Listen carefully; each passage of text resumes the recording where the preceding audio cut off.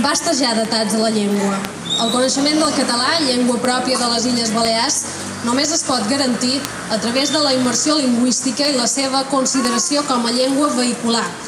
És l'única forma de garantir el coneixement de les dues llengües oficials, tant la castellana com la catalana. Parlar d'un sistema d'aprenentatge que, de fet, ha estat objecte de reconeixement per diverses institucions europees i internacionals.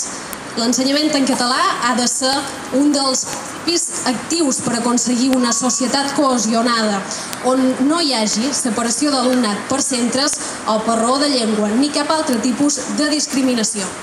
Aquest model educatiu ha contribuït a pal·liar el gran desequilibri que viu la llengua catalana respecte del castellà en els diferents àmbits de l'ús social i ha mostrat la seva eficàcia en l'acolliment i en la inclusió social dels infants i els joves nouvinguts.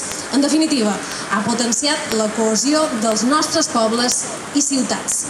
Fem una crida a seguir reforçant el model lingüístic que possibiliti el coneixement de la nostra llengua a tot l'alumnat i a lluitar amb tots els mitjans democràtics per no posar en perill la cultura i la cohesió social de les nostres illes.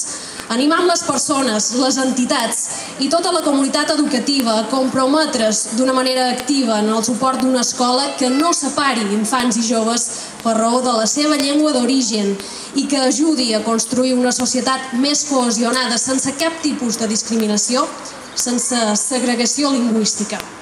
A dia d'avui, les nostres escoles tenen el català com a llengua comuna i d'aprenentatge, sovint amb alumnat de procedència multilingüe, i hem pogut comprovar que és un model d'èxit i d'integració, ja que té com a objectiu l'adquisició de les màximes capacitats lingüístiques en les dues llengües oficials.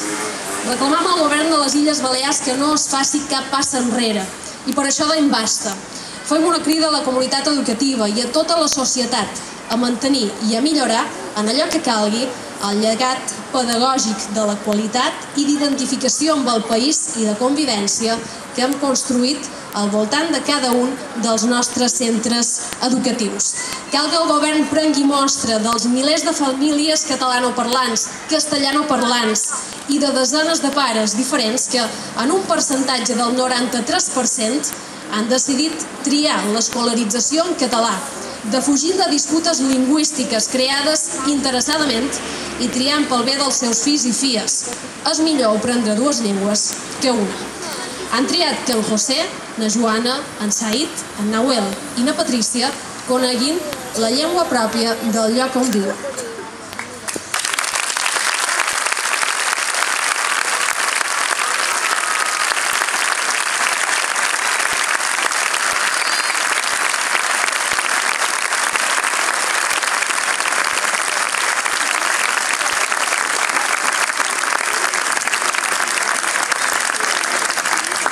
Basta també d'atacs a l'educació. Entenem que l'educació té com a objectius primordials contribuir a la cohesió social i garantir la igualtat d'oportunitats. El sistema educatiu ha d'atendre la diversitat i ha de treballar per compensar les diferències socials, econòmiques, de provinença o de gènere i per donar a tothom les mateixes oportunitats. Aquest sistema ha de ser també capaç de formar els estudiants perquè esdevinguin ciutadans més ben preparats, autònoms, renovadors, creatius i, en definitiva, amb ganes de contribuir de forma positiva dins aquesta societat. Això només és possible amb unes polítiques educatives valentes i amb la dotació econòmica necessària en el marc d'una educació igualitària, gratuïta i de qualitat. Entenem que en temps de crisi econòmica com la que patim, la formació és més important que mai.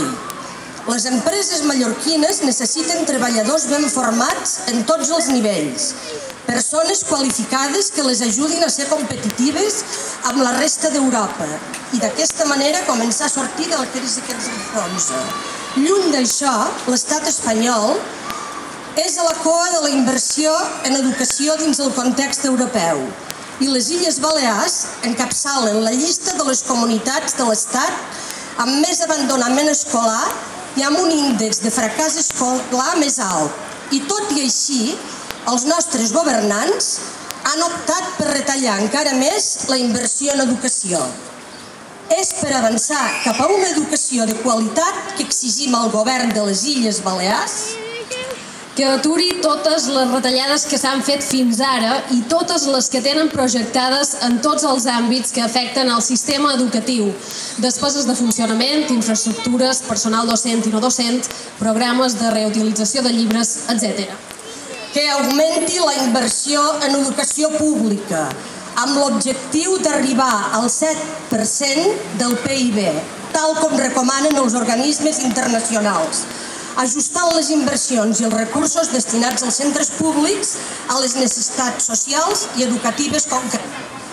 Que fomenti la col·laboració de la comunitat educativa, associacions de pares i mares, docents i equips directius, sindicats, amb l'administració. Es consulti i es defineixin les línies d'actuació de forma conjunta abans de prendre qualsevol mesura important. Basta d'improvisació, de pedaços i de decisions unilaterals.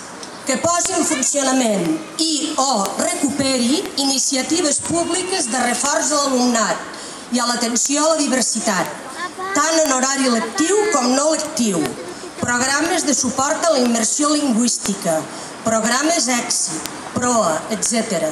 I de suport a les entitats, de forma especial a les AMIPAs, que es fan càrrec de gestionar els serveis complementaris, com el servei de menjador i el d'escola matinera. Que garanteixi una ràtio docents-alumnat-aula adequada en tots els centres docents per fer possible una atenció de qualitat a totes les necessitats educatives de l'alumnat. És senzill entendre que les ràtios raonables i l'atenció individualitzada són pilars bàsics de l'èxit escolar. Que promogui una educació inclusiva i no segregadora en tots els àmbits, fent valer la llengua catalana com a llengua vehicular i com a eina d'integració. Que asseguri una gestió pública, democràtica, participativa i directa als centres educatius. L'educació no és un luxe, és un dret. Aquest dret, assolit al llarg de les darreres dècades i amb l'esforç econòmic dels ciutadans d'aquestes illes, és precisament el que venim a reclamar.